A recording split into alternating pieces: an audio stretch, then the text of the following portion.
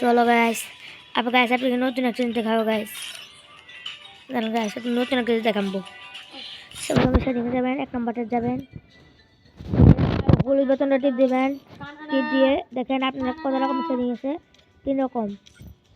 আপনি এই সেটিংটা দেখেন প্রথমে, প্রথমে দেখেন ইউজে ক্লিক করুন গাইস। ক্লিক করার পর আপনার সেটিংটা হয়ে যাবে। এটা এমন একটা সেটিং গাইস,